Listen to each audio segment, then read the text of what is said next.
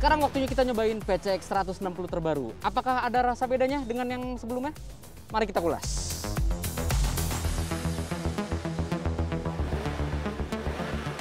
Oke, sekarang kita nyobain dulu dari riding position-nya. Nah, untuk PCX 160 ini, tinggi kursinya masih sama persis.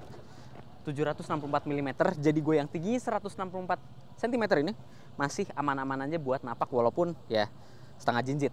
Tapi masih oke-oke aja karena penampang kursinya kurus ke depan, jadi dia nggak terlalu lebar sehingga gue masih mudah untuk melakukan stop and go. Tuh ya, kakinya masih bisa gampang turun. Tuh. Soal riding position juga, kakinya untung jadi lebih lebar ya ke belakang. Tuh, jadi lebih panjang untuk dek kakinya. Jadi kalau mau gaya ala-ala sporty nih, mau cornering pakai skutik maxi kok turun ini cornering ya. Emang pengendara Indonesia emang aneh-aneh sih, tapi ya bisa juga di PCX ini gitu ya. Tuh. Namun sayang untuk fleksibilitas senderan kaki ke depan tuh ya, kalau mau selonjoran kakinya masih keluar-keluar.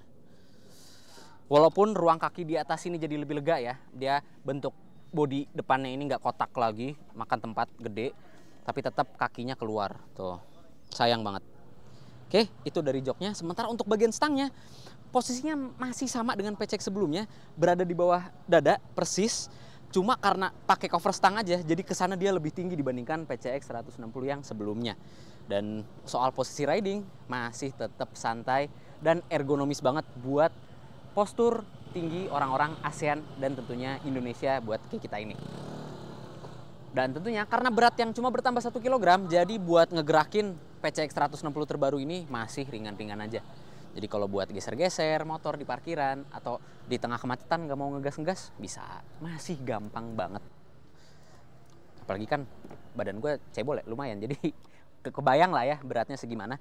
Oke, lanjut lagi. Untuk bagian footstep penumpang belakang, dia sekarang sebenarnya bentuknya mirip-mirip, tapi udah nggak ada bahan plastik lagi, jadi full besi nih di sini.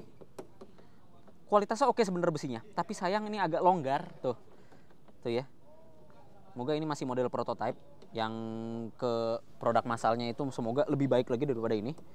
Dan ini dia posisi PCX 160 ketika kita pakai berboncengan. Sebenarnya untuk feel jok masih sama PCX 160 sebelumnya. Untuk pengendara masih berasa tipis. Sementara untuk penumpang gimana, Kang? Penumpang kayak semacam joknya tuh mumbul di khusus jok penumpang ya. Mumbul di bagian tengahnya bokong, tapi pas ke belakangnya kayak landai turun gitu. Oh, landai turun. Tapi lumayan lebih empuk ya daripada si pengendaranya. Oh iya. Ya karakternya PCX yang lama tetap dibawa ke sini. Masih sama sih. Sama. Tapi stepnya kayak lebih enak nih. Lebih lebar, lebar. Tuh, stepnya jadi lebih lebar. Karena nggak ada plastiknya, langsung besi. Iya. Oh, oke. Enak buat terabasan nih.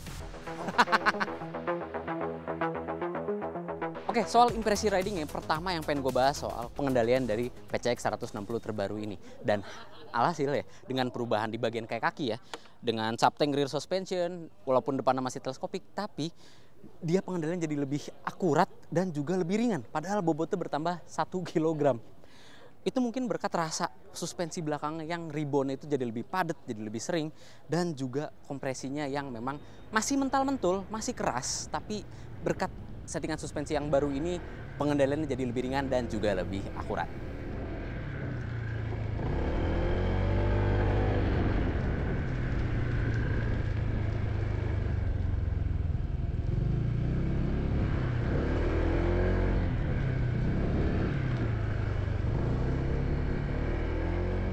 Dan untuk mesinnya 156,9 cc-nya ini sebenarnya rasanya sama-sama aja, namun untuk tarikan bawahnya jadi lebih berasa responsif dibandingkan dengan PCX 160 yang sebelumnya. Tapi saat idle ya, saat mesinnya langsam, itu getarannya justru malah lebih terasa di PCX 160 terbaru ini. Apalagi kalau kalian lihat nih di stock shootnya, spionnya geter banget, stangnya geter banget. Emang kompresinya pun sama aja 1:12, tapi di PCX 160 terbaru ini getarannya atau vibrasinya jadi lebih terasa justru. Dan seperti yang gue bilang di first impression PCX 160 terbaru, sayang mesinnya nggak ada perubahan sama sekali. Padahal kita waktu itu udah ngulik kalau misalkan mesin 160 cc-nya ini udah ada dudukan buat VTEC-nya. Sayang banget karena di mesin yang nggak ada perubahan sama sekali ini, putaran atasnya masih ngempos. Di 60 km per jam ke atas itu udah nggak ada tenaga lagi. Sayang banget VTEC-nya nggak dipasang. Padahal kalau VTEC-nya itu dipasang, kencengnya dapat, iri itu juga pasti masih dapat. Gue yakin Honda kalau soal irit-iritan pasti lebih jago dibandingkan rivalnya. Sayang aja performanya masih kalah dengan rivalnya.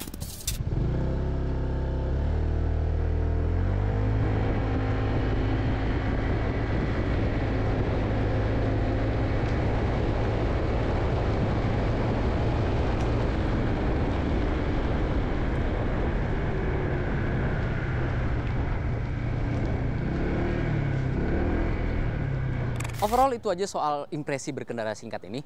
Tapi yang pengen gue highlight adalah satu hal di PCX 160 ini yang lebih canggih bahkan daripada rivalnya, yaitu speedometernya yang udah ada mode day and night atau siang atau malam. Jadi kalau malam nyesuaiin dia bakal ngeredup, kalau misalkan siang dia bakal memutih, dan visibilitas ke speedometernya itu bagus banget. Informasi terpampang dengan jelas dan sangat detail.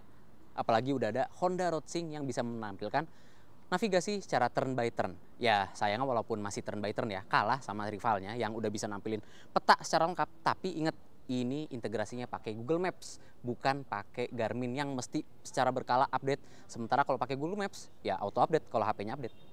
Nah di speedometer ini ya, karena udah ada tombol untuk mengatur joysticknya si speedometer, jadi kita bisa ngatur tampilan speedometernya nih.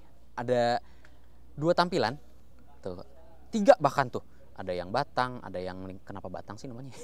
Ada yang lingkaran, terus ada yang simple aja cuma speedometer. Kalau yang lingkaran itu takometernya ngelingkerin speedometer, kalau yang batang itu takometernya jadi minimalis di atas doang. Tuh ya, jadi bisa kita pilih.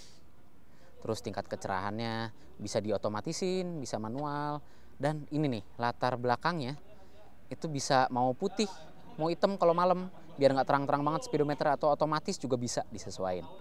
Ya, sama informasi favorit ya bisa kita ubah secara individual. Jadi udah keren banget nih.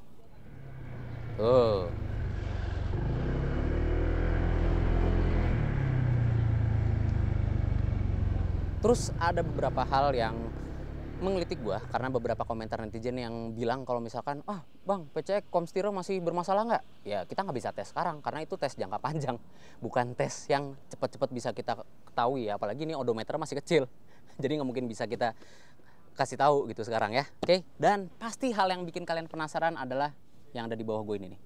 Spakbor lurus apa enggak bang? Tuh lihat aja sendiri, lurus kan?